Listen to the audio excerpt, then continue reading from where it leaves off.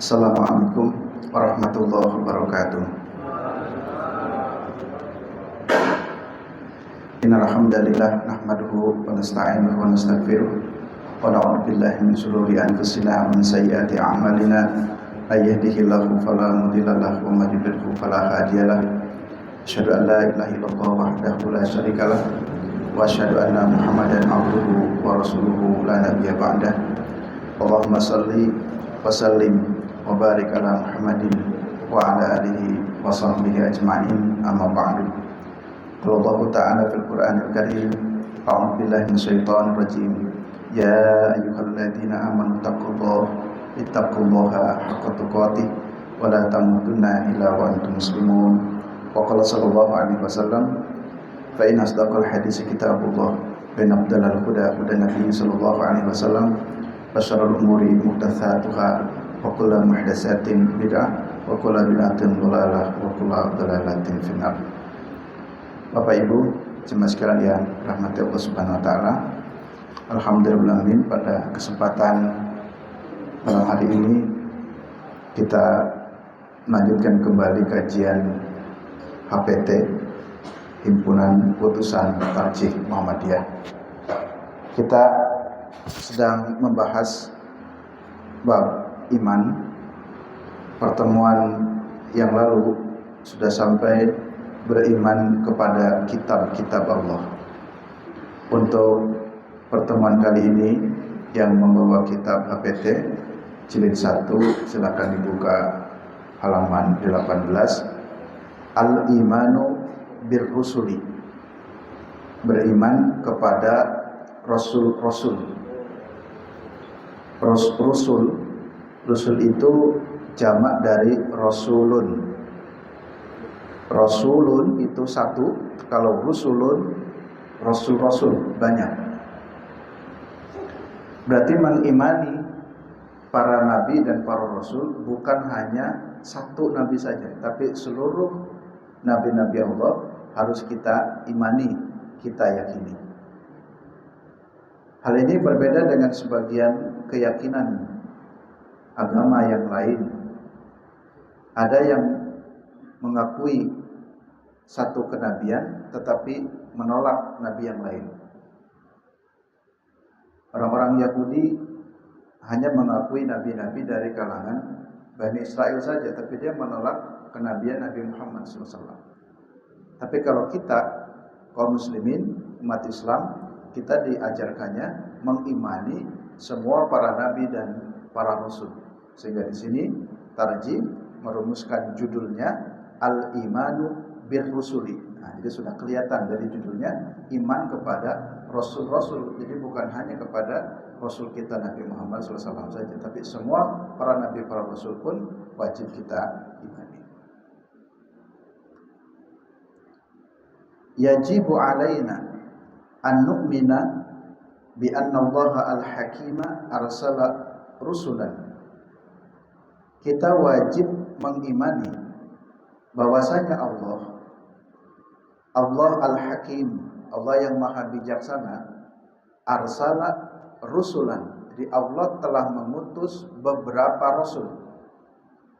Jadi Allah itu benar-benar telah mengutus beberapa rasul, bukan hanya satu dua, tapi banyak rasul. Apa tugas para rasul? Tugas para rasul itu adalah lihidayatin nas. Tugas para rasul itu untuk membimbing manusia, hidayah, memberikan petunjuk, membimbing manusia ila siratil mustaqim, kepada jalan yang lurus. Itulah tugas nabi dan rasul, membimbing manusia supaya menuju kepada jalan yang lurus. Nah, sekarang dalam konteks kekinian, nabi dan rasul sudah tiada. Lalu siapa yang membimbing manusia? Siapa yang membimbing hidayatan linnas? Maka tugasnya menjadi tugas dari para alim, para ulama. Yang kita sering mendengar al-ulama'u warasatul anbiya. Jadi para ulama itu menjadi pewaris dari para nabi, dalam artian memiliki tanggung jawab yang khusus bagaimana membimbing para ulama, karena dia dikategorikan orang yang memiliki kecakapan dalam ilmu, alim, ulama. Nah, itulah tugas para nabi dan para rasul, li hidayatin nas ila shiratil mustaqim, jadi mengajak kepada jalan yang lurus. Kemudian tugas nabi dan rasul adalah selain tadi membimbing kepada hidayah, yang kedua mubasysyirina wa mundirin. Tugas nabi dan rasul itu menyampaikan mubasysyirin, kabar gembira, wa mundirin, dan kabar peringatan. Ya. Itulah tugas nabi. Jadi dalam ajaran Islam, konsep dakwah itu sampaikan yang mubasysyirin dan sampaikan pula yang mundirin. Jadi yang menggembirakan. Yang menggembirakan itu kita jelaskan bagaimana nikmatnya surga, bagaimana keutamaan ngaji, keutamaan amal soleh. Jadi kan kita menjadi bergembira, mubasysyirin, sehingga kita menjadi tertarik. Jadi tidak ngaji itu seram. Yang disampaikan tentang umpamanya ini kafir, jadi takfiri. Lalu juga mungkin bagi sebagian orang belum suka menerima dengan kalimat-kalimat yang ya bagi para pemula mungkin kalimat-kalimat yang tidak terlalu tepat atau mudah diterima. Misalkan bagi yang biasa ngaji mendengar kalimat ini bid'ah itu biasa. Tapi bagi sebagian orang mungkin kata bid'ah itu terlalu keras. Sehingga bagaimana kita rubah ini sesuatu yang tidak ada sunnahnya. Sehingga kalau dalam fatwa-fatwa tarjih pun membuat kalimat yang intinya tidak melakukan hal itu, tapi dengan kalimat-kalimat yang bisa diterima oleh semuanya, dalam pengertian siapapun yang baca ini tidak dianjurkan, ini kurang tepat karena tidak sesuai dengan tuntunan. Walaupun kalau dibahasakan yang tidak sesuai dengan tuntunan itu juga bisa disebut dengan bid'ah. Tapi kan kita dakwah untuk secara umum. Jadi sampaikan yang mundirin juga. Tidak hanya yang mubasyirin, yang mundirin sampaikan. Ada ancaman bagi orang yang meninggalkan sholat. Terdapat ancaman bagi orang yang berzina. Supaya orang yang akan melakukan keburukan-keburukan itu menjadi takut. Karena di situ ada risiko yang akan diterima, yaitu azab atau siksa.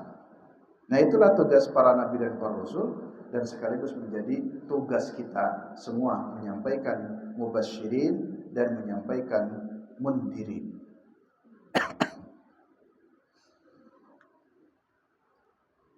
Ada namanya Pak Mundirin, ada juga ya Pak Mundirin, ini selalu memberikan peringatan. Pak Profesor, dia selalu memberikan peringatan, namanya Mundirin. Tapi namanya Pak Mubasyirin ya, itu selalu memberi yang kabar gembira. Makanya kalau ketemu Pak Mubasyirin ini senang. Kalimatnya dibuat senang, ringan. Kenapa para nabi dan para rasul tugasnya memberikan mubasyirin dan mundirin? Li'alla yakuna linnas 'alallahi hujjatun ba'dar rusul. Supaya tidak ada lagi alasan bagi manusia untuk nanti membantah dalam pengadilan. Pokoknya nanti di akhirat ditanya, kenapa kamu tidak sholat? Lalu alasannya, saya tidak tahu kalau sholat itu wajib. Kenapa kamu mabuk waktu hidupmu? Lalu dia beralasan lagi, saya tidak pernah tahu kalau mabuk itu dilarang oleh agama. Nanti tidak ada alasan itu lagi. Kenapa? Karena semuanya sudah dijelaskan oleh Nabi dan Rasul. Ya. Zina haram, mabuk tak boleh, meninggalkan sholat bisa berdosa. Itu semuanya sudah dijelaskan oleh Nabi dan Rasul. Jadi Nabi dan Rasul itu sudah tuntas dalam tugasnya. Sehingga dalam ayat yang terakhir kan, ketika turun wahyu kepada Nabi Muhammad SAW, al-yauma akmaltu lakum dinakum wa atmamtu 'alaikum nikmati wa raditu lakumul islama dina. Jadi per hari ini sudah sempurnalah agama, sudah sempurnalah nikmat, dan aku ridho bahwa Islam sebagai agama. Nah itu sahabat yang paham ayat itu ketika turun, mereka bersedih, mereka menangis karena mereka paham bahasa. Oh, berarti ini jangan-jangan wahyu terakhir. Karena Pak Rasulullah sudah seperti orang tua saja lah ya. Orang tua berpesan kepada anak-anaknya, nah alhamdulillah kamu semuanya sudah selesai sekolah, kamu juga sudah semua berumah tangga, tanggung jawab Bapak saya kira dicukupkan dulu sampai ini. Kamu sudah dewasa, kamu sudah bisa bertanggung jawab dirimu sendiri di hadapan Allah. Kira-kira kan begitu pesan.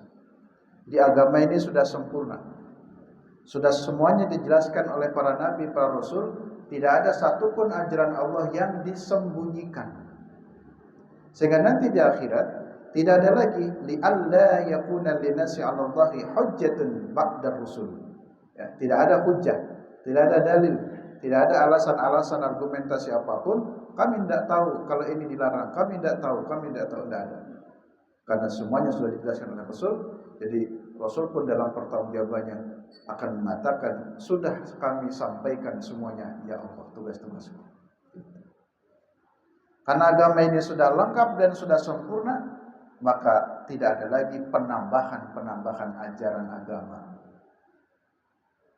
Mohon maaf Bapak Ibu, kita sering mendengar berita-berita ya, apalah itu mengaku jadi nabi, jadi rasul, kan sering terjadi terulang-ulang. Di Banten ada seorang yang baru viral ya, dia bisa berkomunikasi dengan jin, dengan makhluk-makhluk Allah yang lain. Dia pun bisa, katanya dia bisa memerintahkan malaikat ini, malaikat itu. Dia sebagai penjaga neraka. Dan banyak lagi problem-problem atau masalah-masalah yang sering berulang-ulang, melebihi dari Nabi dan Rasul. Nabi saja tidak bisa memerintahkan malaikat, tapi dia katakan saya bisa memerintahkan malaikat. Nah, ini kan sudah keluar dari ya, ajaran yang sebenarnya. Nah, jadi semua tugas Nabi dan Rasul sudah sempurna. Jadi tak perlu menambah-nambah lagi syariat yang baru. Tapi kalau di dalam memahami sebuah teks atas dalil yang sudah ada, itu boleh, itu tidak salah. Tapi yang dilarang itu membuat sesuatu yang baru yang tidak ada syariatnya. Jadi ini berbeda ya di dalam memahami sebuah teks. Misalkan begini, nah kita kajian, saya mengaji pakai mic, pakai speaker. Pada masa Rasulullah tidak seperti ini. Ini tidak bisa dikatakan, oh berarti takmir Masjidil Husna telah membuat bid'ah, sesuatu yang baru yang Rasulullah tidak mencontohkan. Ini nggak boleh, karena memang ada sebagian orang yang tidak mau menggunakan ini. Jadi komunitasnya itu, kelompoknya dia nggak mau menggunakan speaker. Adzan nggak pakai speaker, semuanya nggak pakai speaker, karena ini mengikuti Rasulullah. Kita tidak boleh menambah sesuatu yang baru. Kenapa? Khutbahnya pakai bahasa Arab, jadi pakai teks bahasa Arab, tidak boleh diterjemahkan. Ada Pak, jadi yang seperti itu ada. Di Darul Husna ada. Jadi maksudnya, tentu kalau memahami sebuah dalil, memahami sebuah teks, itu tidak persoalan. Tapi yang tidak boleh itu menambah syariat. Kalau menambah syariat itu yang tidak boleh. Tapi kalau dalam memahami teksnya, Nabi menyampaikan nasihat, ini tetap dilakukan. Tapi caranya, metodenya itu tidak ada persoalan.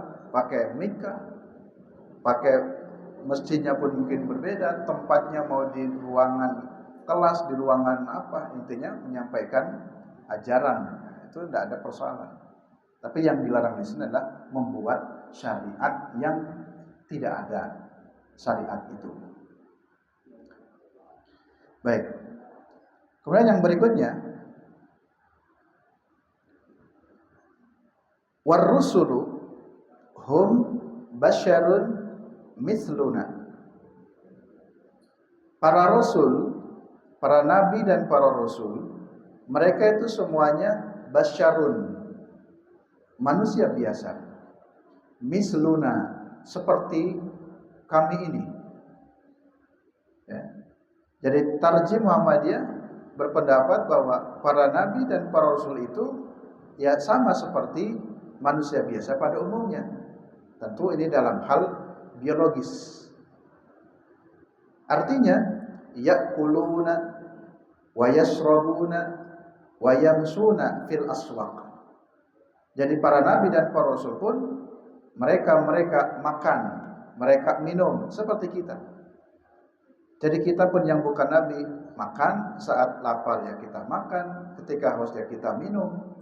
Bahkan disebutkan fil aswaq.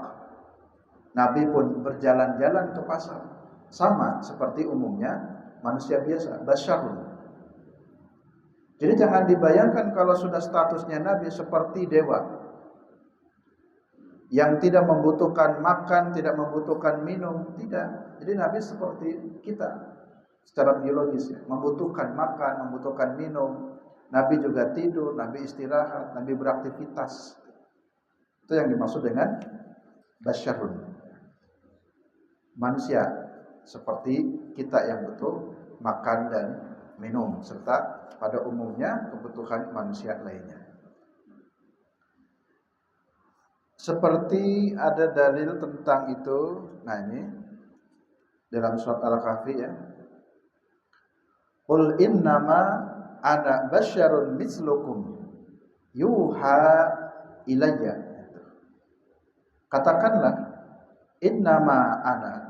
Katakanlah oleh Muhammad bahwasanya aku ini hanyalah basyarun mislukum. Aku ini manusia biasa. Tadi manusia biasa dalam pengertian biologis ya. Pernah ada sahabat yang mungkin saling ngobrol ya, menyampaikan kebaikan apa atau amalan apa. Lalu salah satu mengatakan, saya menghabiskan waktu saya untuk setiap hari berpuasa. Ada yang satu lagi mengatakan, kalau saya menghabiskan malam hari saya pakai untuk ibadah terus. Dan ada lagi sahabat yang mengatakan, saya tidak akan menikah karena waktu saya akan saya habiskan untuk berkhalwat dengan Allah. Itu semuanya baik.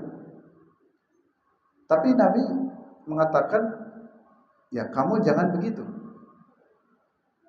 Kalau kamu ibadah, jangan kamu habiskan seluruh malam kamu habiskan ibadah, karena aku pun beribadah, tapi aku juga istirahat.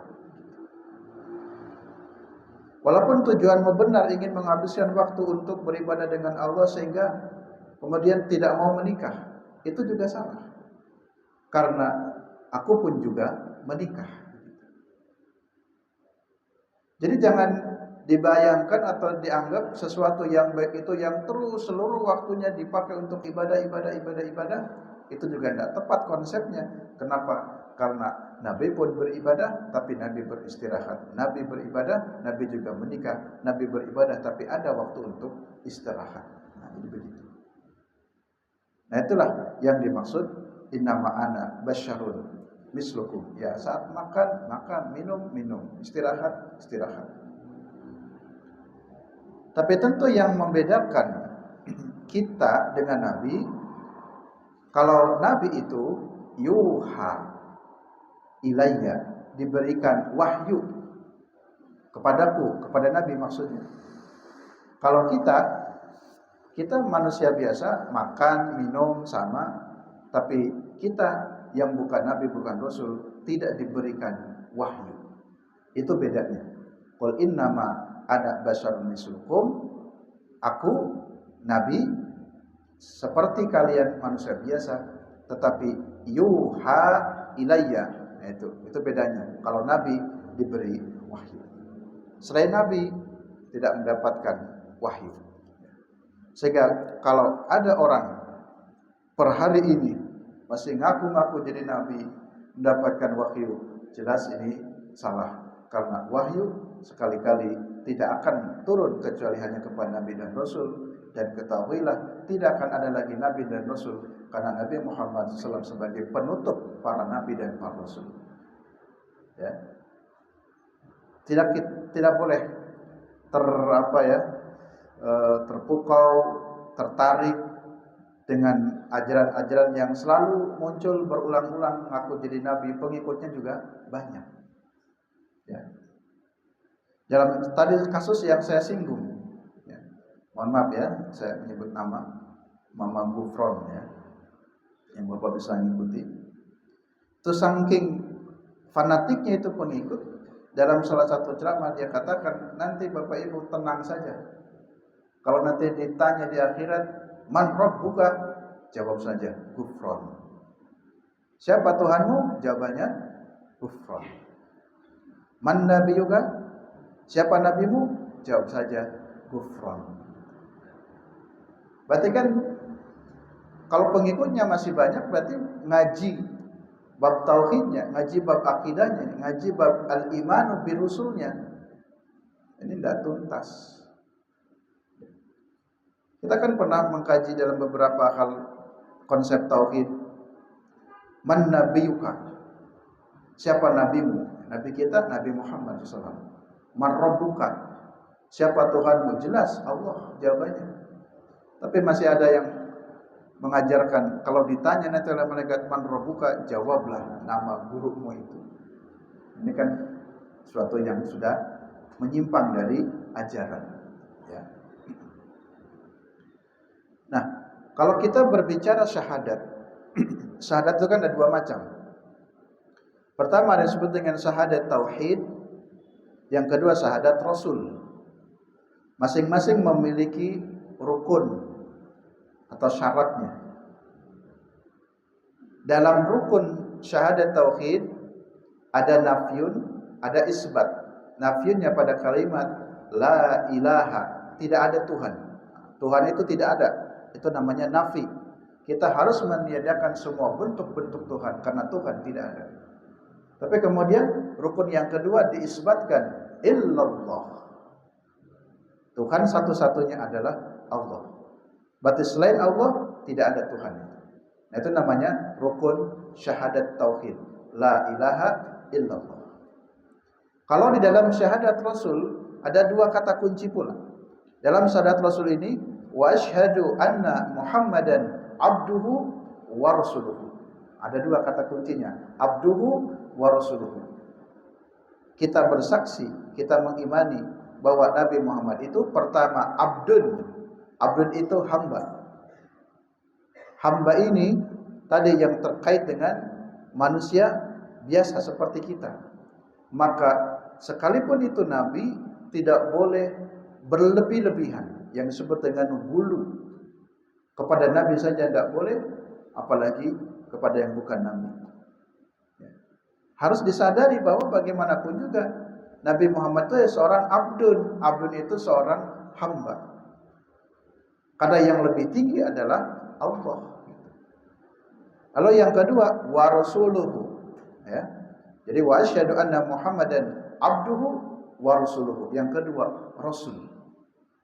Jadi Nabi sebagai seorang rasul, atau Muhammad sebagai seorang nabi, seorang abdun, dan Muhammad sebagai seorang rasul. Nah, sebagai seorang rasul, maka seluruh perintah-perintahnya harus diikuti karena memang statusnya rasul. Nah, itulah yang dimaksud makna abduhu wa rasuluhu. Ibu-ibu, bapak-bapak, jemaah sekalian rahmati Allah Subhanahu wa taala. Kita lanjutkan. Istafahumullahu li risalatihi wa tasahum bil wahyi. Allah telah memilih. Istofa. Istofa itu memilih, sehingga namanya Mustafa. Atau Mustafa itu orang yang dipilih. Saya punya pengalaman berapa tahun yang cukup lama. Saya itu diminta ngisi pengajian. Si pengajian, lalu kemudian disebarkanlah pamflet pengajian. Ditulis dalam pamfletnya itu kurang lebih hadiri pengajian akan diisi oleh Ustadz Ali Mustafa. Saya agak bingung kok. Pada malam itu di masjid itu yang isinya Ali Mustafa. Apa sudah saya sudah diganti apa ya? Kayaknya saya santai saja karena nama saya Ali Yusuf bukan Ali Mustafa. Jadi panitia menyebarkan pamfletnya Ali Mustafa gitu. Saya pikir hanya sudah diganti ya, karena ada mungkin Ali Mustafa juga. Nah, jadi istofa itu artinya terpilih. Maka istofa umullah. Ada sebut dalam syair itu ya Rabbi bil Mustafa balik maqam bidana. Itu Mustafa. Jadi yang terpilih. Istofa humullah. Allah telah memilih kepada manusia-manusia yang dipilih oleh Allah li risalatihi, untuk membawa risalahnya Allah. Jadi dari sekian manusia yang terpilih oleh Allah diberikan misi ya. Ini kamu sampaikan misi-misi Allah, risalah-risalah Allah. Jadi tidak sembarang orang yang dipilih menjadi nabi dan rasul itu. Sehingga itu adalah orang-orang yang terbaik. Ya logika saja kita di dunia, Bapak Ibu, ketika kita akan rekrutmen ya, anggota atau rekrutmen siapa karyawan bagi yang ingin ya, apa perusahaannya sukses, tentu kan akan yang direkrutkan yang terbaik dari sekian yang ada. Apalagi ini membawa sebuah misi yang besar.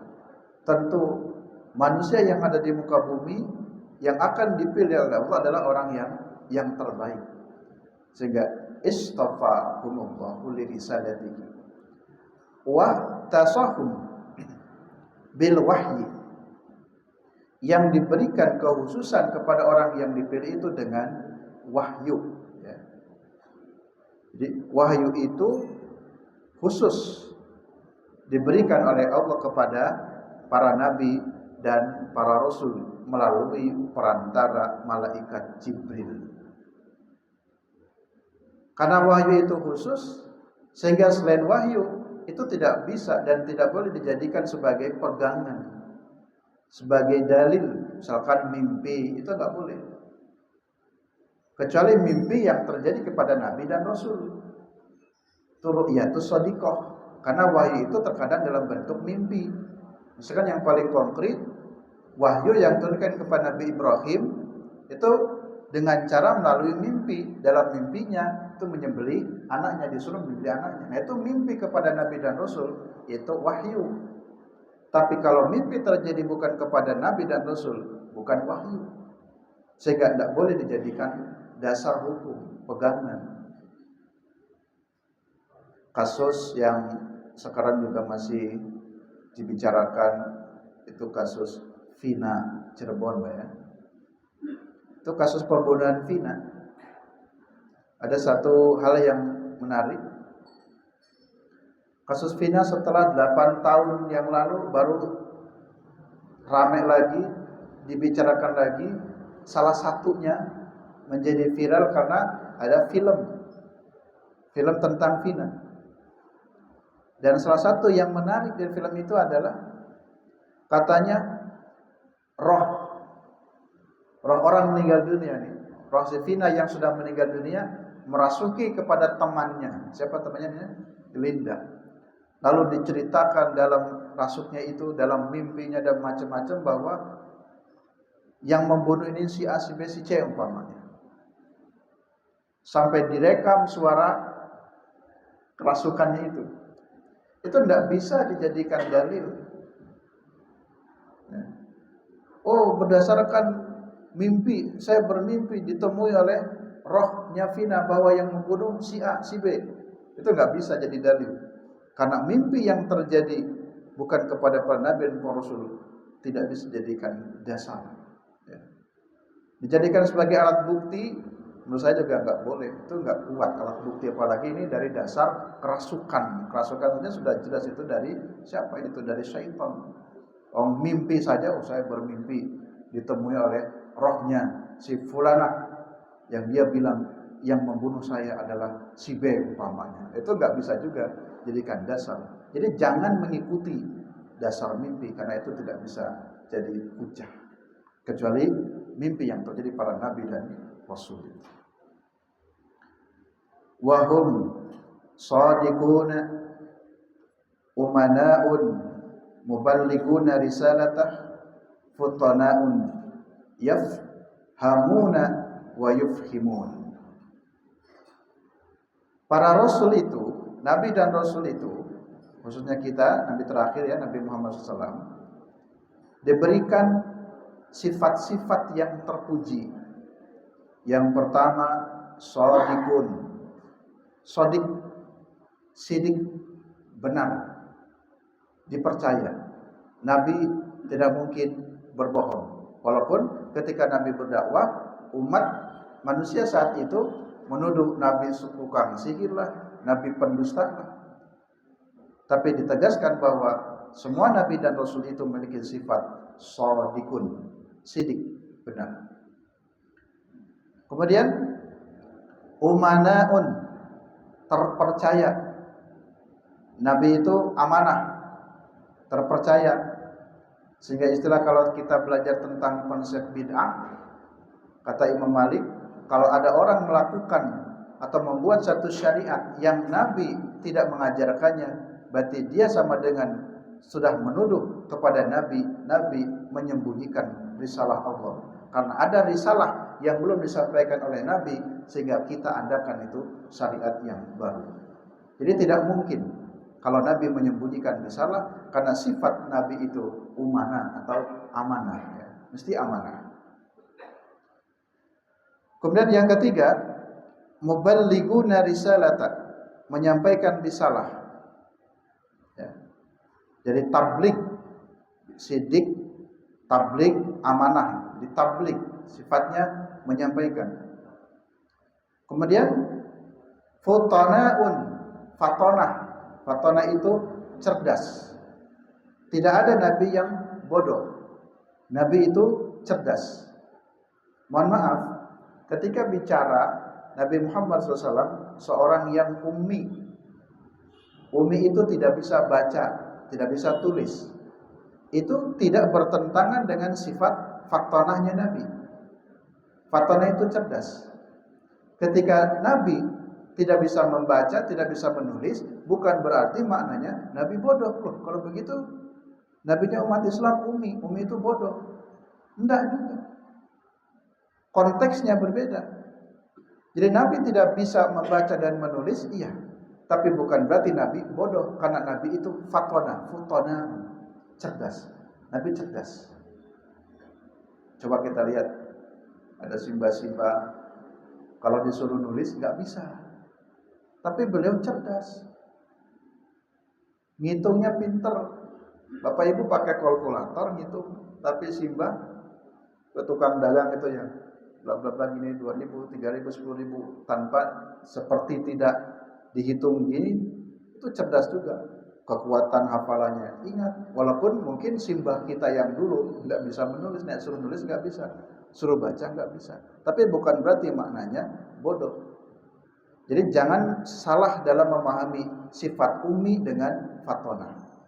Di situ hanya untuk menunjukkan kalau Nabi sudah pinter menulis, jangan-jangan Al-Quran ini, wah ini karangan Muhammad ini. Oh, Muhammad pinter nulis kok. Tapi ketika Al-Quran turun, bantahan dari kaum musyrikin, orang kafir, Al-Quran buatan Muhammad terbantahkan. Bagaimana mungkin bisa membuat Al-Quran? Ini langsung dari Allah. Kalau dulu ya Nabi pintar menulis, pintar membaca, membuat syair, kan orang-orang pintar membuat syair. Itu mungkin Al-Quran itu rekaan-rekaan para tukang syair. Tapi Nabi tidak bisa.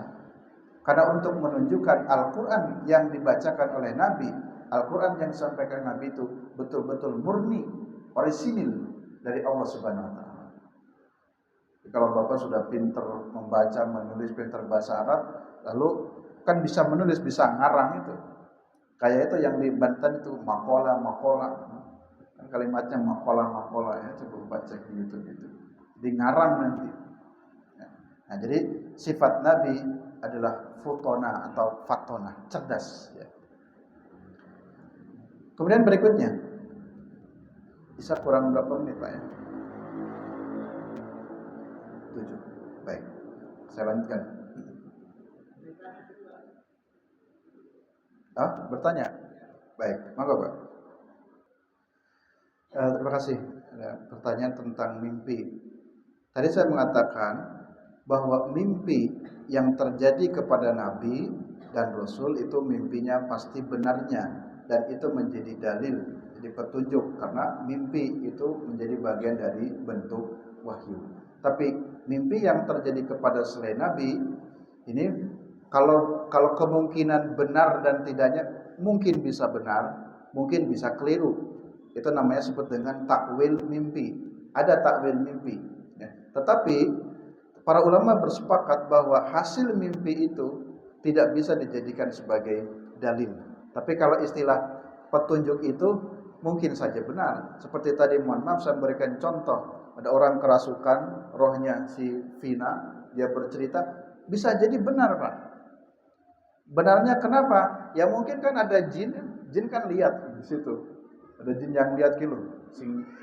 Tapi kan tujuan jin itu kan untuk menyesatkan manusia, semakin percaya tuh kan benar.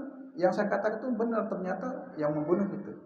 Jadi kalau mungkin benarnya terjadi mungkin saja. Jadi bisa mungkin benar, bisa mungkin tidak.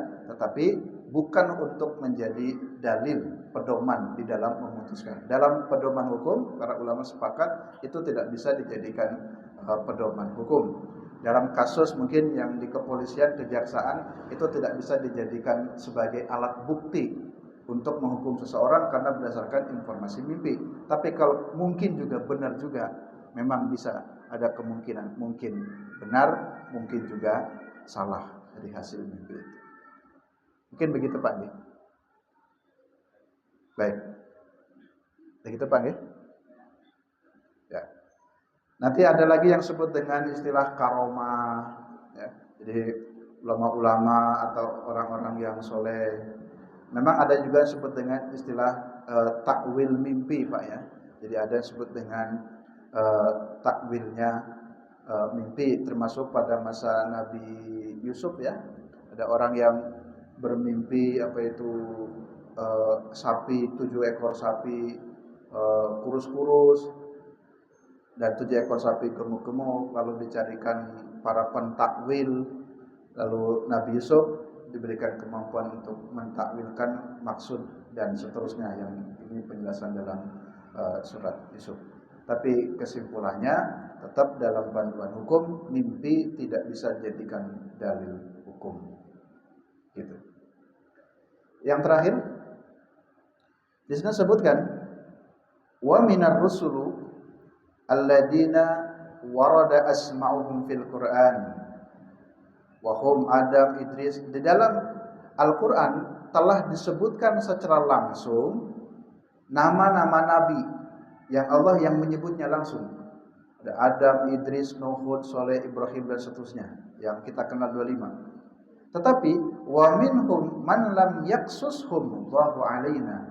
Di antara nabi dan rasul itu ada juga yang tidak dijelaskan. Lam yaksushum, tidak diceritakan pada kita. Sehingga dalam kesimpulannya nabi dan rasul itu jumlahnya bukan 25. Yang 25 itu yang sampai kepada kita, yang disebutkan langsung oleh Al-Quran. Tetapi Al-Quran juga memberikan informasi wa minhum man lam yaksushum. Ada di antara para nabi para rasul yang tidak disebutkan oleh Allah kepada kita. Di sini menunjukkan atau dipahami ayat itu bahwa ada lagi nabi selain yang 25 yang tidak disebutkan namanya, yang kita tidak tahu. Sehingga memang dalam kajian akidah, kalau disebutkan berapa jumlah para nabi dan para rasul, ya banyak. Tapi yang diajarkan kepada kita dari kecil ada berapa? 25. Jadi angka 25 itu bukan angka yang mati, selesai. Seperti ada berapa jumlah malaikat? 10. Di TPA dulu untuk kecil kan 10. Padahal jumlah malaikat itu bukan 10, tapi banyak. Demikian pula tentang jumlahnya Rasul, itu ada yang lam yaksuskum, tidak dijelaskan. Yang terakhir, wa in min ummatin illa khala fiha nadirun wa qad ayyadahumullahu bil ayati wal mu'jizati al bakhirati. Allah telah mengokohkan mereka, ya. Tiada umat yang mendahului melainkan pernah kedatangan nabi. Jadi setiap umat manusia mesti ada nabi gitu. Di setiap umat itu mesti ada nabinya. Pada masa itu dikirimlah nabinya, pada masa ini dikirimlah nabinya. Tapi ketahuilah kalau nabi ini sudah berhenti di nabi yang terakhir, Nabi Muhammad SAW. Kemudian wa in min ummatin illa khala fiha nadirun, tadi sudah. Wa qad ayyadahumullahu bil ayati wal mu'jizati al bakhirah. Allah telah memberikan, ya, kelebihan kepada para nabi itu sebagai bukti kebenaran para nabi dengan diberikan mukjizatnya. Jadi para nabi diberikan beberapa mukjizat, yang mukjizat itu terkadang yang di luar adamil ikhraq, di luar nalar manusia. Seperti mislama warada fil Qur'ani min adamil ikhraqin nal Ibrahim. Allah memberikan mukjizat kepada Ibrahim tidak dapat dibakar oleh api. Itu namanya mukjizat yang itu menyelisih dari logika pada umumnya.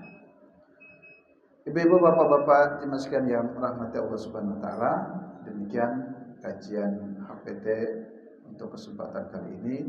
Sampai kepada iman kepada Rasul, insyaallah kita lanjutkan pada kajian berikutnya.